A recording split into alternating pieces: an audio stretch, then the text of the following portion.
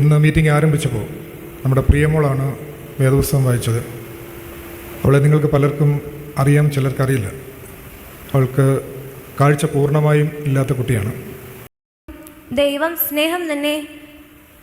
സ്നേഹത്തിൽ വസിക്കുന്നവൻ ദൈവത്തിൽ വസിക്കുന്നു, ദൈവം അവനിലും വസിക്കുന്നു. ബാരിക്കുമോ.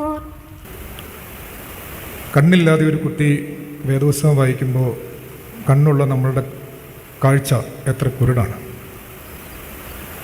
അവൾ അത്രയും വരികൾ വായിച്ചപ്പോൾ എനിക്ക് തോന്നിയത്, നമ്മളിൽ പലരും വേദപുസ്തകം പേരിന് വേണ്ടിയാണ് വായിക്കുന്നത്. ഇത്രയും വരികളൊക്കെ ഒന്നിച്ച് വായിക്കാൻ നമുക്ക് തന്നെ ബോറടിക്കും അല്ലേ? അതൊരു വലിയ സന്ദേശമായി നമ്മുടെ മനസ്സിലിരിക്കട്ടെ എന്ന് പ്രാർത്ഥിക്കുന്നു.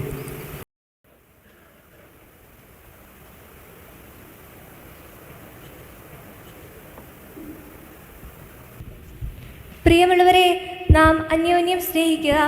സ്നേഹം ദൈവത്തിൽ നിന്ന് വരുന്നു. സ്നേഹിക്കുന്നവനെല്ലാം ദൈവത്തിൽ നിന്ന് ജനിച്ചിരിക്കുന്നു, ദൈവത്തെ അറിയുകയും ചെയ്യുന്നു. സ്നേഹിക്കാത്തവൻ ദൈവത്തെ അറിഞ്ഞിട്ടില്ല. ദൈവം സ്നേഹം തന്നെ. ദൈവം തൻ്റെ ഏകജാതനായ പുത്രനെ നാം അവനാൽ ജീവിക്കേണ്ടതിന് ലോകത്തിലേക്ക് അയച്ചു എന്നുള്ളതിനാൽ ദൈവത്തിന് നമ്മോടുള്ള സ്നേഹം പ്രത്യക്ഷമായി. നാം ദൈവത്തെ സ്നേഹിച്ചതല്ല, അവൻ നമ്മെ സ്നേഹിച്ചു.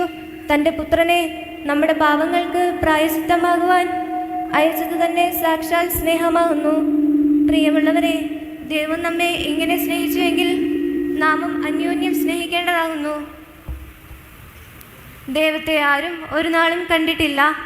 നാം അന്യോന്യം സ്നേഹിക്കുന്നു എങ്കിൽ ദൈവം നമ്മിൽ വസിക്കുന്നു, അവൻ്റെ സ്നേഹം നമ്മിൽ തികഞ്ഞും ഇരിക്കുന്നു.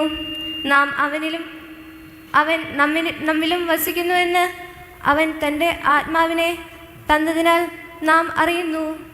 പിതാവ് പുത്രനെ ലോകരക്ഷിതാവായിട്ട് അയച്ചിരിക്കുന്നുവെന്ന് ഞങ്ങൾ കണ്ട സാക്ഷ്യം പറയുന്നു. യേശു ദൈവപുത്രനെന്ന് സ്വീകരിക്കുന്നവനിൽ ദൈവം അവനിലും ദൈവത്തിലും വസിക്കുന്നു. ഇങ്ങനെ ദൈവത്തിന് നമ്മോടുള്ള സ്നേഹത്തെ നാം അറിഞ്ഞും വിശ്വസിച്ചും ഇരിക്കുന്നു. ദൈവം സ്നേഹം തന്നെ. സ്നേഹത്തിൽ വസിക്കുന്നവൻ ദൈവത്തിൽ വസിക്കുന്നു, ദൈവം അവനിലും വസിക്കുന്നു. ബാരിക്കുമോ.